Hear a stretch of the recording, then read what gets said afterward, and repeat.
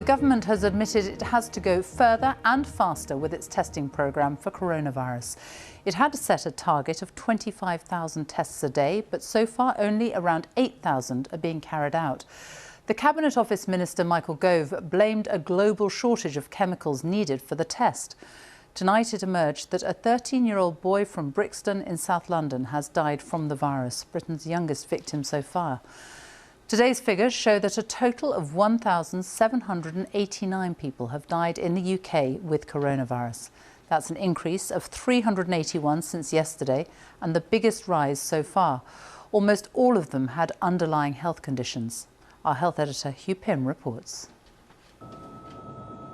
Drive-through coronavirus testing for some NHS staff has begun in England, but this is a very limited trial. It's not clear how quickly it can be expanded. Elsewhere, tests on patients are analysed in hospital and public health laboratories like this. They're based on swab samples. NHS staff are frustrated they can't be tested, which means they can't find out whether it's safe to return to work. Hospitals in England have now been told to test key workers if they can. And what we've seen is Doctors like Chinadu, who's a consultant, say a lack of testing keeps staff away from work just when they're most needed. In a week or two's time, as we've seen in Italy and in Spain, it's going to be all hands on deck. And if we are losing people because they have the kind of things that we experience all year round being public facing, because they've got a cold or something else, then really testing, even with the imperfect nature of those tests, has got to become readily available for healthcare professionals. I raised the issue at today's Downing Street press conference. Many NHS staff are saying that testing for them is not obviously available in their places of work now or somewhere accessible. Even after pledges made by officials and ministers in recent weeks, it was a priority. What do you say to them? Well, Hugh, we want to increase the number of tests. We are increasing the number of tests. I mentioned earlier that one of the constraints on our capacity to increase testing overall is supply of the specific reagents, the specific chemicals that are needed in order to make sure that tests are reliable. It's also the case, as I'm sure you're aware, that we've been working with the private sector and with academics, and Boots, for example, have increased the number of drive-in centres for NHS and frontline workers to be tested. The first acknowledgement there of problems getting raw materials for more testing. The Welsh Government started testing NHS staff earlier this month. Scotland and Northern Ireland have now followed. The number of people tested in the UK rose rapidly after lab capacity was expanded. It was above 8,000 a couple of days ago, but has slipped back a little. So how does that compare with other countries? This graph shows the number of tests per 100,000 people since the first coronavirus death in each country. South Korea, with an extensive testing regime, is well ahead of the UK and the US. A 13-year-old boy who tested positive for the virus has died at King's College Hospital in London. The Trust said thoughts and condolences were with his family. It's not known if he had an underlying health condition. I am 39 years old. Karen, who's pregnant, was in hospital with COVID-19 and pneumonia. She was very ill and said she was fighting for her baby. She is now recovering. I'm very lucky. And I'm so grateful to be home and to see my family. And now it's just a case of waiting and seeing how my baby is. As no one knows. No one's going to know how he is or if he's okay for sure. Not until he's here. Stuart is also recovering now. He says being hit by the virus was terrifying. My lungs were losing function. And they were really struggling with the disease in them. And I really had to call upon a lot of my reserves and my prayers at that moment in time. And it was really a question, I think, fundamentally, do you want to live? The Prime Minister chaired a cabinet meeting by video link. He and two colleagues are self-isolating because of symptoms. He told them the situation's going to get worse before it gets better. But it will get better. Well, Hugh is with me now. Why is it proving so difficult to ramp up the testing? Well, Sophie, it does seem a bit strange. I mean, first of all, the 25,000 a day target for testing, we're told, won't happen till late April, a bit later than we thought. Currently, it's around about 8,000, so there's a lot of time to make up on that.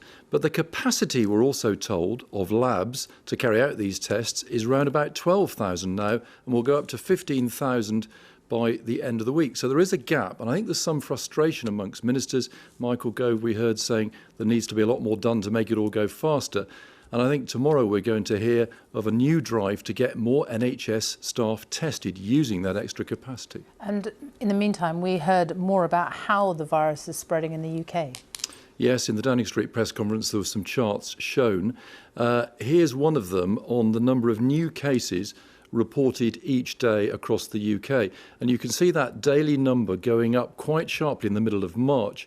Then it reaches a sort of plateau in the last few days, although the latest number has gone up a little bit further. And that, I think, is the green shoot that was being referred to by NHS England today, although Steve Powis, the medical director, said we weren't out of the woods by any means. Another chart showed hospital admissions rising pretty rapidly in England, up above 9,000 now. London rising faster than other regions, although the northwest and southeast of England had also seen a bit of a pickup. A reminder that whether or not there are green shoots, there's going to be an awful lot of pressure on the NHS and hospitals in the next few weeks. Hugh, thank you.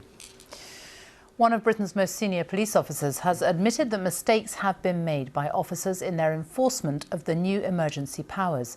Critics say some tactics have been heavy-handed. Last week, Derbyshire Police came in for criticism after using drones to film people walking in the Peak District. They then posted the footage on social media. Our Home Affairs correspondent Daniel Sandford reports. At what is normally a busy station in East London, you shouldn't be travelling. That's the advice from the government. British Transport Police asking passengers why they are travelling. You shouldn't be going to your girlfriend's, right? So my advice is go back home. Using 3 of the 4 E's, engaging, explaining the new laws, encouraging, trying to avoid the 4th E, enforcement through fines, and all the time allowing essential workers through. But with such drastic laws having come in so quickly, it has inevitably led to different police forces interpreting them differently. And that has led to tensions behind the scenes as chief constables try to work out a common approach. Lancashire Police has already issued more than 100 fines. The UK's largest force, the Metropolitan Police, has issued none. The head of the National Police Chiefs Council agreed that there needs to be more consistency. We are bringing in new rules that have never been in existence before, and we're having to learn as we go along. And I think people ought to accept that mistakes will be made as we work our way through that. The law says that people can only leave home for basic necessities, for medical needs, for essential work, or to exercise once per day. And police can issue on-the-spot fines if people have no reasonable excuse to be away from home or for any social gathering of more than 2 people not from the same household. But Derbyshire Police's decision to use drones and social media videos to shame people exercising in the Peak District has worried others in policing. When I saw it on the television and I saw the footage, I have to say that it was a bit of a facepalm moment for me because I feared that the kind of criticism that then ensued. But today, the Chief Constable of Derbyshire defended the decision. The purpose of putting the video up was the weekend after we'd had the nice weather, where frankly the Peak District was completely inundated with visitors from across the whole country, putting some very, very vulnerable communities at risk and stretching emergency services. But in this upside-down world where park benches are taped off for public safety and people are asked to exercise away from each other, the growing consensus among police chiefs and police and crime commissioners is that some of the strongest laws ever introduced in this country need to be used wisely and not overzealously. Daniel Sandford, BBC News, East London.